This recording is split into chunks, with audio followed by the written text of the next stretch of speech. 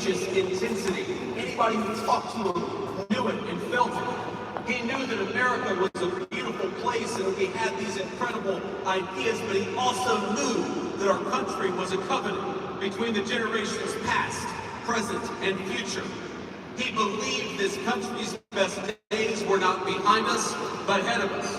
But he knew those better days would have to be earned. They would have to be worked for. We would have to sacrifice and work and tell the truth. He knew that America wouldn't be saved just by pulling together seminars or talking about the right kind of books in front of the right kind of people. The movement which he created demanded more. It demanded courage.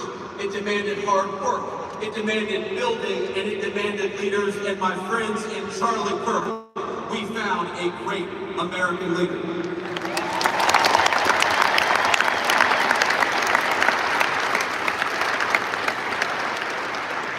Now, our whole administration is here, but not just because we love Charlie as a friend, even though we did, but because we know we wouldn't be here without him.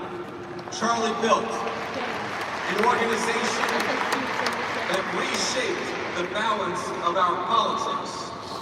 Turning Point brought millions of young people into conversation with one another, brought millions of people into advocacy. He asked of us, not just that we talk about saving our country, but that we actually go and do it, and we do it together.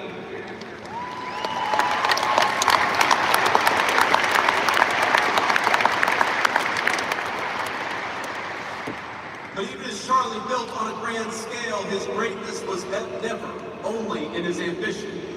It was measured in the everyday moments as well, in the way that he treated ordinary people each and every single day. You know, you learn a lot about someone by how they treat others when the cameras aren't on. Charlie treated staffers as well as he treated the President of the United States. When I was just a guy polling at nothing in my Senate race back in 2021, Charlie helped me. Not because I was a future vice president, but because I was a dear friend. I saw just a couple of months ago when a White House staffer struggled with the weight of his job and the responsibilities of new fatherhood. Charlie stopped what he was doing in the hallways of the West Wing and said a prayer for that staffer. Because Charlie believed that we were all children of God, he treated everyone with grace. And that is perhaps the enduring legacy of Charlie Kirk. You know, I was telling somebody backstage that I always felt a little uncomfortable talking about my faith in public as much as I love the Lord and as much as it was an important part of my life. I have talked more about Jesus Christ in the past 2 weeks than I have my entire time.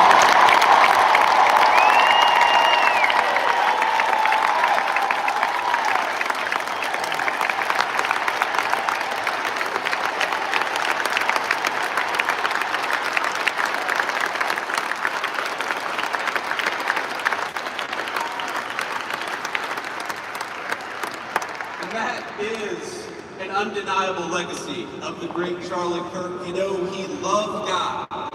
And because he loved God, he wanted to understand God's creation and the men and women made in his image.